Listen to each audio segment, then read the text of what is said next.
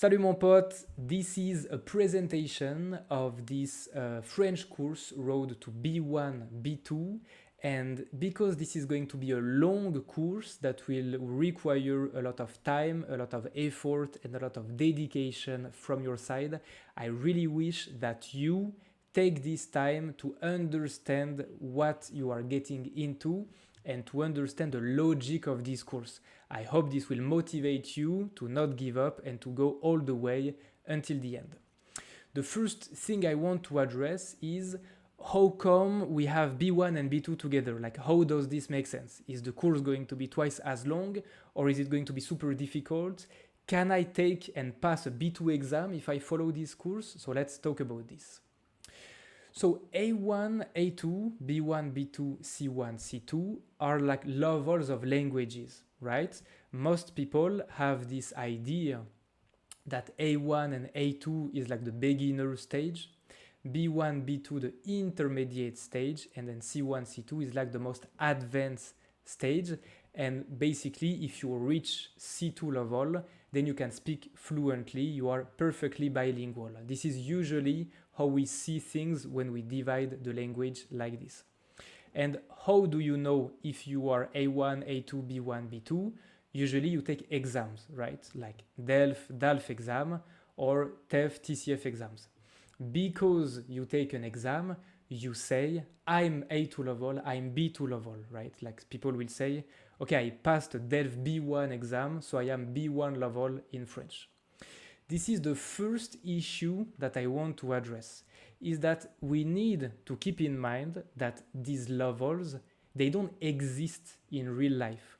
This way to see the language in isolated levels, like A1, A2, B1, B2, is something that we made up for practicality, is something we made up for administration purpose, basically.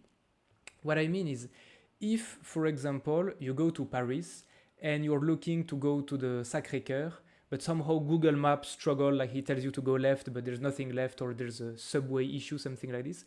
And so you need to ask your direction to someone in the streets, and you need to speak French. Then there's no A1, A2, B1, B2 in this situation. Like the person you're talking to in the streets, they don't care if you just took a DELF B1 exam. All they care about is, can they understand what you're telling them? You know what I mean? And what you care is, are you able to use the language in the way you are trying to? Like it doesn't matter what language what level you are or what exam you took. All what matters, right, is like how can you use the language? How do you actually use it in real life? Another example is, personal example, is in the past in France, I used to work in the kind of public structure where a lot of immigrants are required by the French government to take A1 course in a classroom for their immigration purpose, basically. And one type of people that we had were people coming from French-speaking countries in Africa, and some of them, they could speak perfect French because they spoke French from their birth, right? So they spoke perfect French, as good as me, with a perfect accent, everything, but they were completely unable to read and write. So these kind of people, if they were to take a A1 exam, they would fail it because they couldn't read and write. But if they go out in the streets, they can speak perfect native level bilingual French.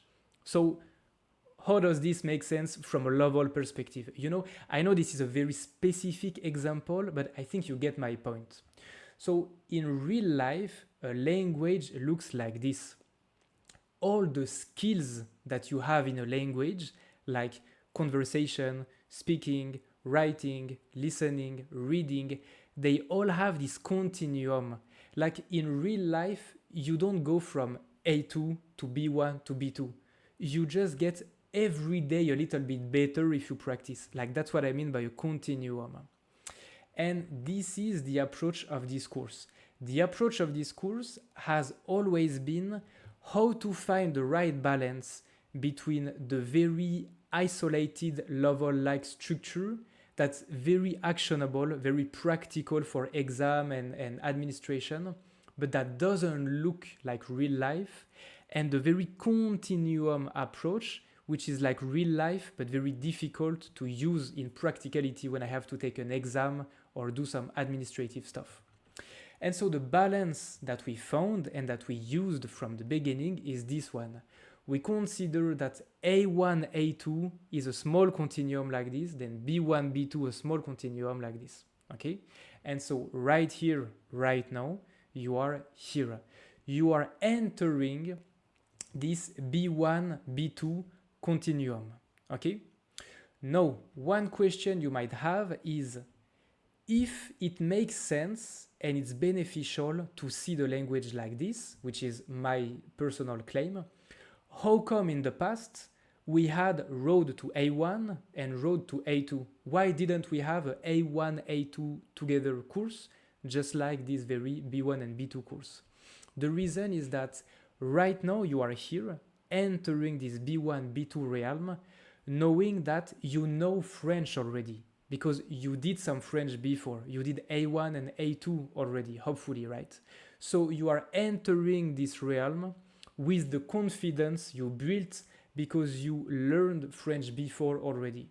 But in the past, when you started A1, you had zero background in French, right? This is why it would have been, in my opinion, too hardcore in a way to just throw complete beginners into A1, A2 realm like this, which is why the whole structure of the road to A1, road to A2, and now road to B1, B2 series of course looks like this. Like it makes sense to me, and this, in my opinion, this is the approach that I want to take. Now, another question you might have is, what about C1, C2 in this? Like, how come we don't talk about this? So this is our issue number 2. There is a common misconception about C1 and C2 and what it is. As we said, most people see the language, like this. So A1, A2 is beginner, B1, B2 is intermediate, C1, C2 is advanced, and at the end of C2, you can speak fluently. But this approach is wrong. In truth, it looks way more like this. A1, A2 is like beginner to intermediate, B1, B2 intermediate to advanced, and C1, C2 advanced to what I call technical. What I mean is, the point of the C1 and C2 level is to see if you are able to use French language to talk about technical things that would already be difficult, like that would already be technical in your own native language. This is why, for example, I tell you, most native French people, if you gave them like a DELF C2 exam, without preparation, they would fail it. Even though they are a native, they can read and write and everything, because C1 and C2 are about using French to do like technical stuff. This is why normally, usually, administrative procedure never go beyond B2. Only universities or these kind of things ask for C1, C2, like if you want to register to a master in university in French, for example. And so in this regard, can speak fluently is actually the end of B2. All right, so I hope this is not too much of a shock for you, but the consequence of this, knowing that fluency is the end of B2 level, means that you are now entering the most important French course you've ever done, because now you are entering this realm, which is the pathway to fluency, to B2 level, okay? And so now you may have the last and most important question of all.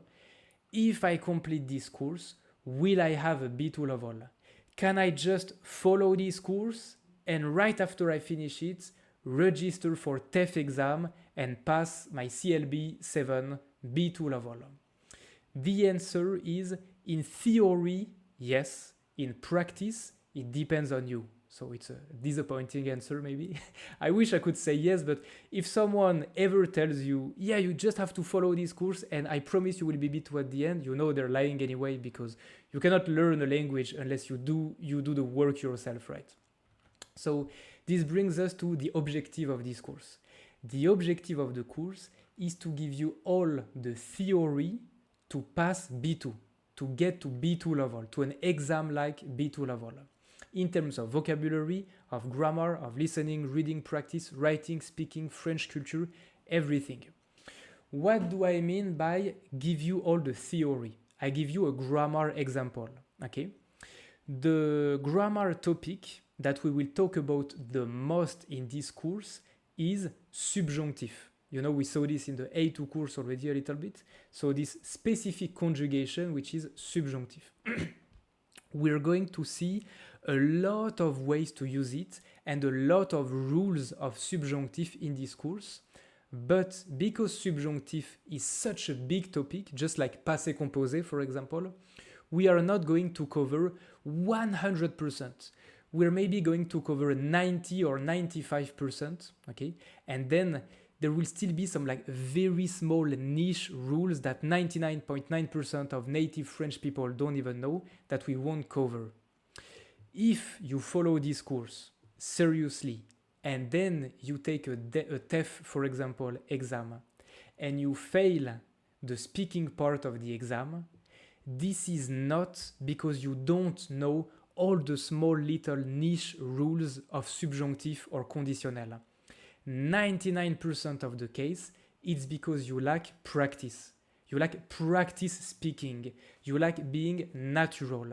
And this is what I mean by the course gives you all the theory, but the practice, the doing is your objective, is your job to do. You must practice and you must do the things seriously. Okay? I hope you are starting to get motivated now. So this is not an easy course, and this is not a course for people who want something easy. This is a course for people who want something serious, complete, and efficient. Okay? Serious because the videos of the course are long. It's like it takes a lot of time to follow everything. Everything is in French, but you've been used to this with the A2 course already. You have a lot of homeworks, and so it only works if you're willing to do the work yourself. You won't learn French just by watching videos.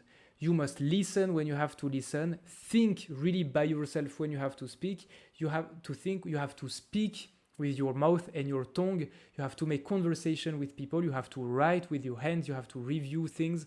You have to do the things with your body and with your mind, right? And this is a course for people who want something complete. What do we mean by complete? Is that the course gives you everything.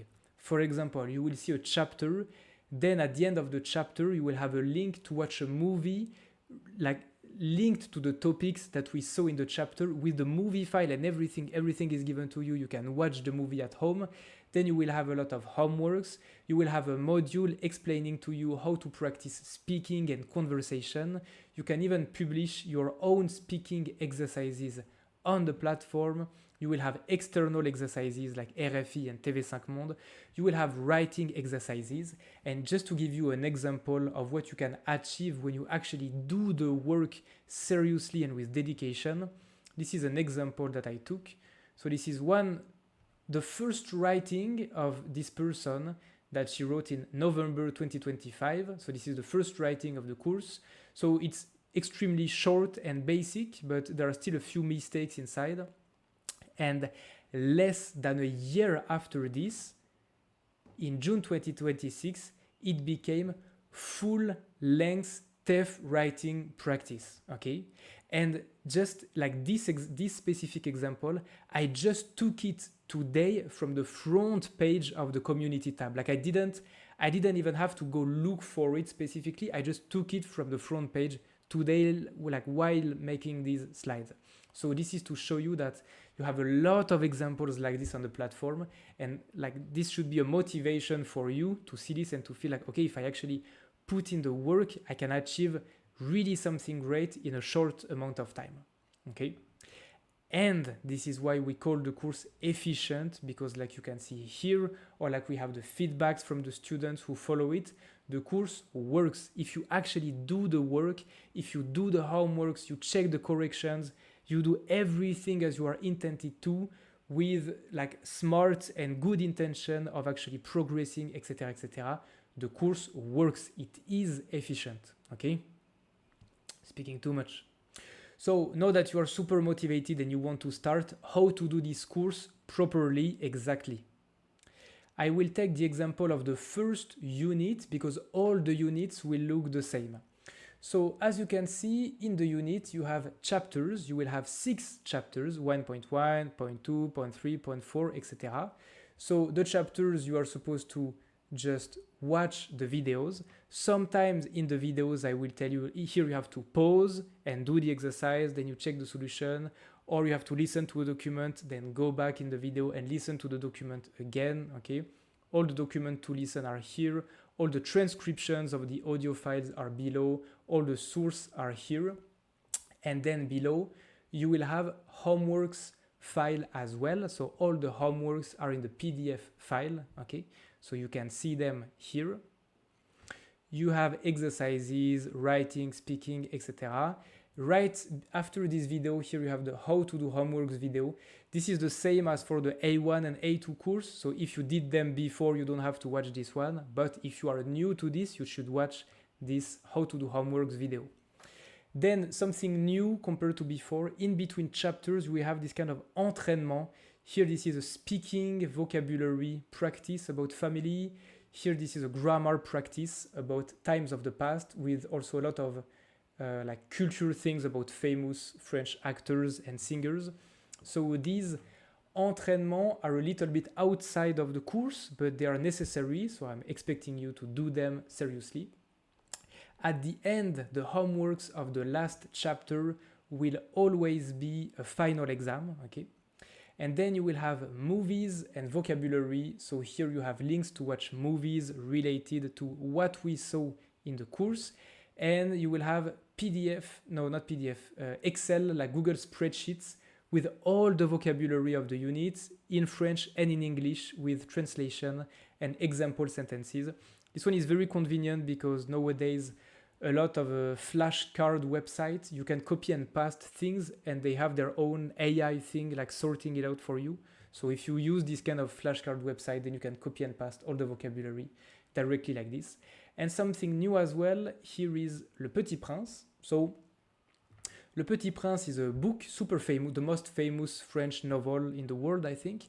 And the idea is that you will have chapters of the book placed in every unit, so that by the end of the course you will have read the whole book.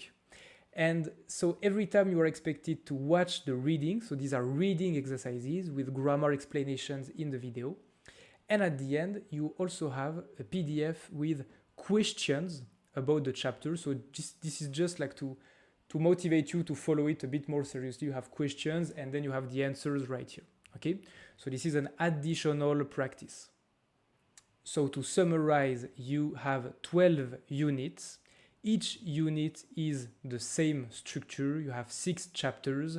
You have to watch the videos, pause when you need, do the exercises, do the homeworks, including writing and speaking, do the entraînement video, watch the movies, review the vocabulary, and watch the Le Petit Prince at the end of each unit. Finally, the prerequisite of the course.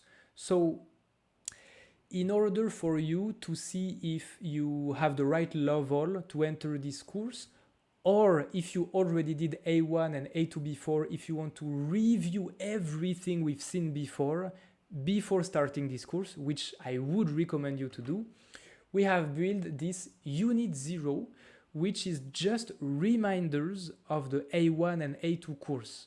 So this is not about new courses, this is not about teaching how to use things again, but in these videos we review everything we've seen in the A1 and A2 courses. So the way to do these videos is like you follow the course And for example, this chapter 3 is about pronouns. So inside we review all the pronouns. And so you follow the video, do the exercises, and at some point maybe you have like the, I don't know, like the pronoun I and en. You feel like, oh yeah, I remember these ones. I remember when we saw them, I didn't really understand at the time, and right now I still really don't understand. So here you have the link to the course, like A2 chapter 2.3. So you can just check out the course explanation again here. And you have the grammar exercises as well for you to specifically go back to any topic that you're not comfortable with, okay? So this is a great practice as well. I recommend you to check out this like A1 and A2 complete review before actually entering the B1, B2 course. In any case, if anything is confusing at any point, you know that you can send me like a private message on the platform, right? Or you can also post questions. If you feel like everyone might want to see this, you can post questions in the community tab as well. So best of luck. That's it. Sorry for the super long presentation, but I think it's important for you to really understand like the logic of the course, so that like you know that you are doing something serious and something that has a logic and a whole meaning, right? So best of luck for the course. This is not easy, but I'm sure you will have the strength and dedication to go all the way. Bon courage, mon pote. Ciao.